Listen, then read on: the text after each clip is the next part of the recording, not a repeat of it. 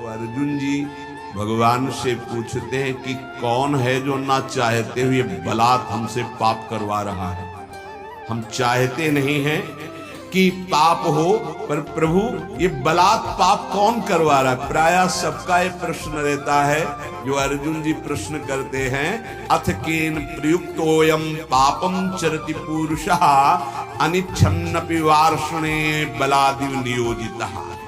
हे वार्ष्णे, ये ना चाहते हुए भी जबरदस्ती जैसे कोई कर्म हमसे पाप कर्म करा ले, कौन कराता है। हम तो नहीं चाहते पर कराता कौन है। तो बोले विचार नहीं कर पाए इसलिए ऐसा प्रश्न होता है। बिना चाहत के कोई पाप करा ले ऐसा सृष्टि में कोई विधान ही नहीं है। हम पाप तो नहीं करना चाहते पर जिससे पाप होता है वो चाहते हैं। क्या? सुख भोग। कहां से?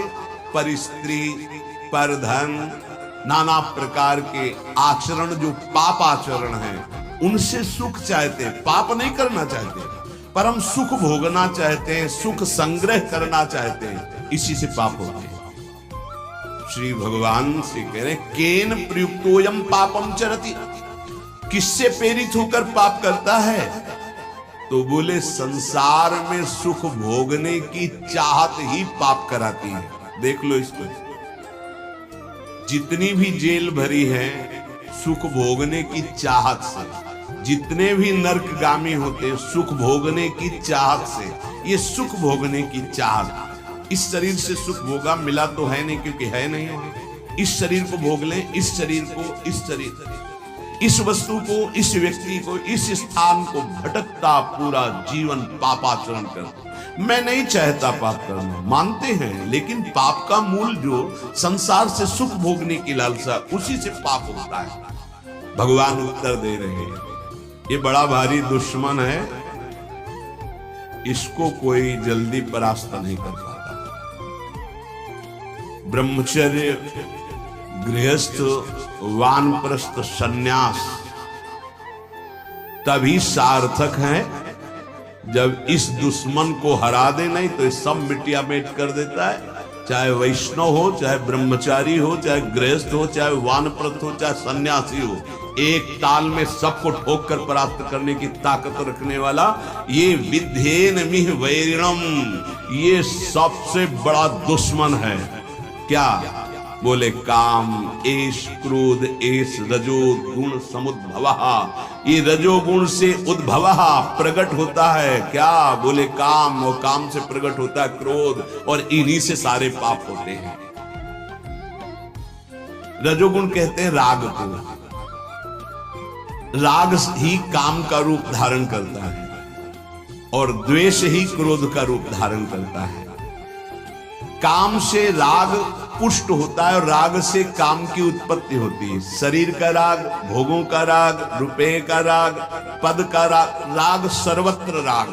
राग से ही काम और काम से ही क्रोध, और काम और क्रोध ये दोनों महापाप कराने वाले हैं। और महासनो महापाप, ये कभी तृप्त नहीं हो सकते। महासनो, चाहे जितना भोग लो आप, भगवान कह रहे हैं चाहे जितना भोग लो, ये कभी तृप्त होने वाले नहीं है। चाहे जितना पदार्थों का संग्रह कर लो, चाहे जितना सुख की सामग्री, वैभव, शरीर सब भोग लो, परिणाम में तुम्हारा हृदय जलेगा, घोर पाप बन जाएंगे, सुख का किनका भी नहीं मिलेगा। नहीं, इतना जीवन हो गया।